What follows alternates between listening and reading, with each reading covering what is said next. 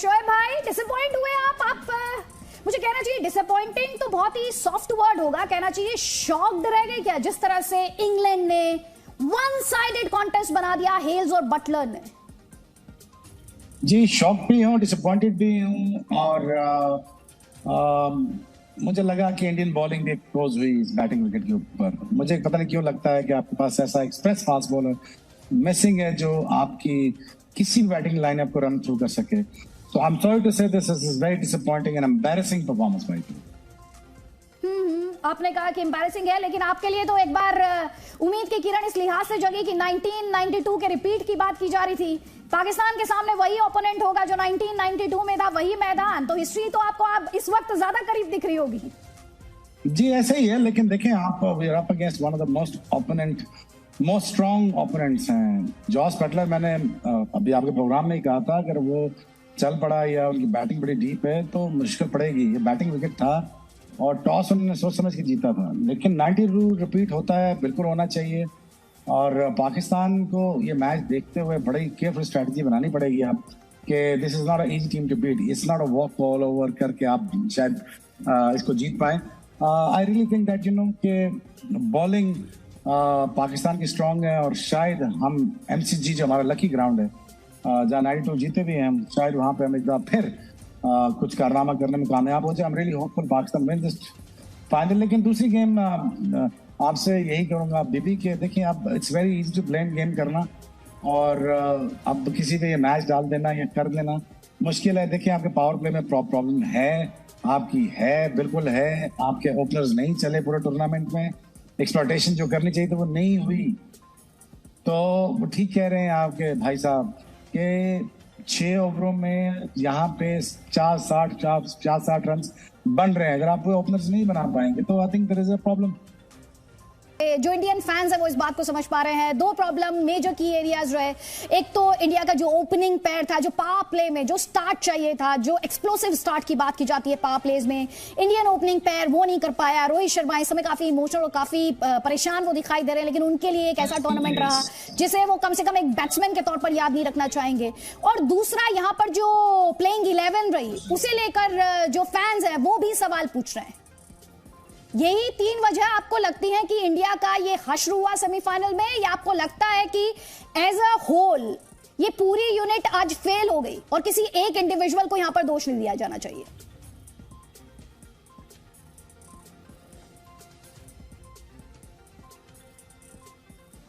शोएब भाई आवाज आ रही है? आप ही से सवाल था मेरा, अगर आप सुन पाए हो। जी नहीं देखें बहुत सारी चीजें आप कह सकती हैं, बहुत सारी चीजें देखने वाली हैं। Probably this is not a time and a place to say this because Indian captain is really down, Indian team is really down, as a nation we are very down. From my side as a Pakistani मैं आपको ये कह सकता हूँ, देखें area of improvement बहुत ज्यादा की जरूरत है। देखें कैफ बिल्कुल ठीक कह रहे थे, आपने स्पिनर खिलाए नहीं। आदिल रशीद देखें one of the best top batting lineup के खिलाफ खेल रहे हैं।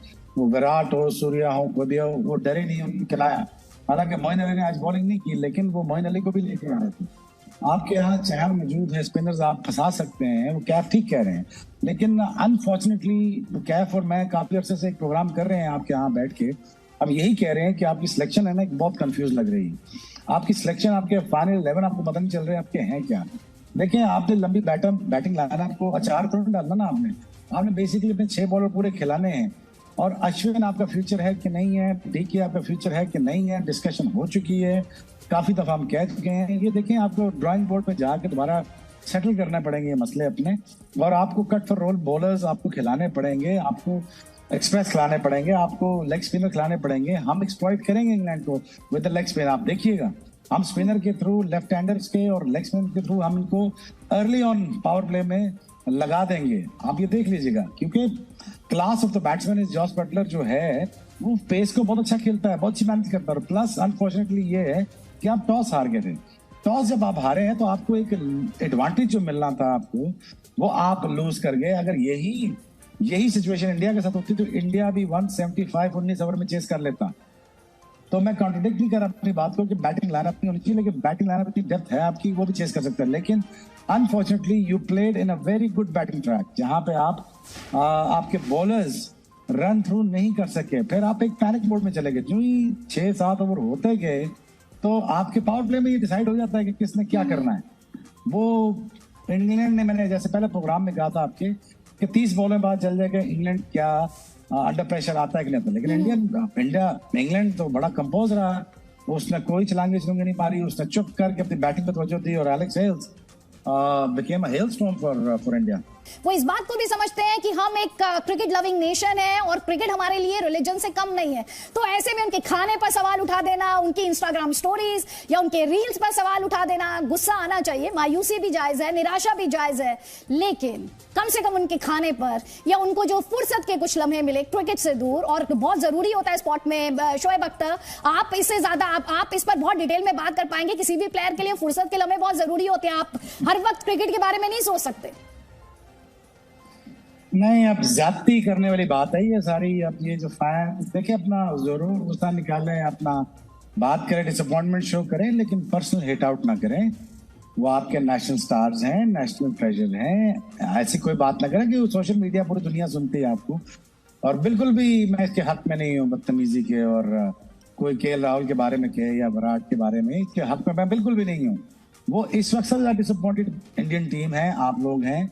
हम भी ऑब्वियसली बड़े पूरे उम्मीद थे कि आप लोग यहाँ पहुंचेंगे फाइनल में, और एमसीजी में एक बड़ा तगड़ा मुकाबला देखने को मिलेगा। पूरी दुनिया देख रही थी, not for just rivals, just for fun of it यार, कि हिंदुस्तान पहुंचे ताकि मजा आए यार, ताकि एंगेज हो जाए। दोनों मुल्कों की पॉलिटिक्स एक्साइट हो जाती है, दोनों मुल्कों के सारे मामला एक्साइट हो जाते हैं। लेकिन अब टीम को निशाने पर रख लेना, अब टीम को निशाना बना के उन पे लान तान करना, ये कहाँ का यार ये ट्रेंड है। मैं तो बिल्कुल सपोर्ट नहीं करता। I am speaking in favour of India. India has done well.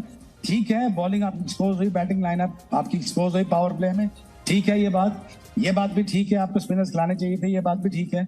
आगे चलते हैं, देखें टेक्निकल बात करें। ये मत करें कि आप खाना खाता है, कोई बाहर जा रहा है, वो अपनी बेगम से क्यों मिला मैच से पहले, कोई अपनी बेगम के साथ क्यों था रात को खाने के बाद। यार क्या बातें हैं, फजूल बातें हैं सारी। आई डिस्करेज देम, और बिल्कुल अलाउड नहीं है।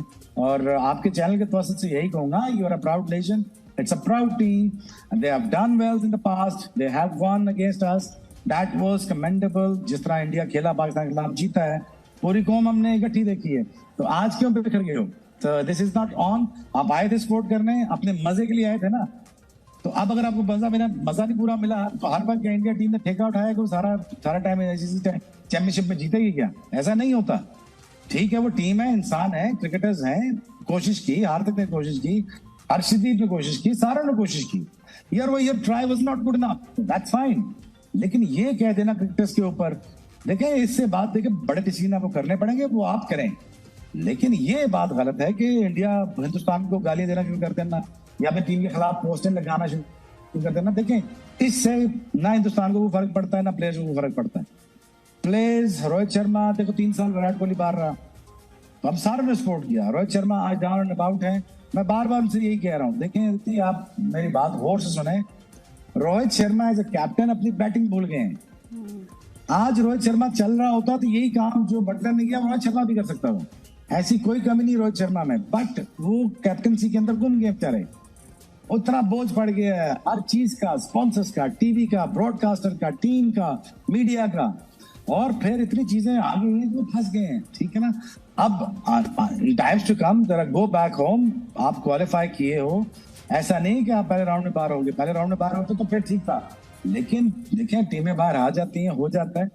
Just stay calm, as a Pakistani I am saying, stay calm, it's okay. You lose some, you win some, it's okay.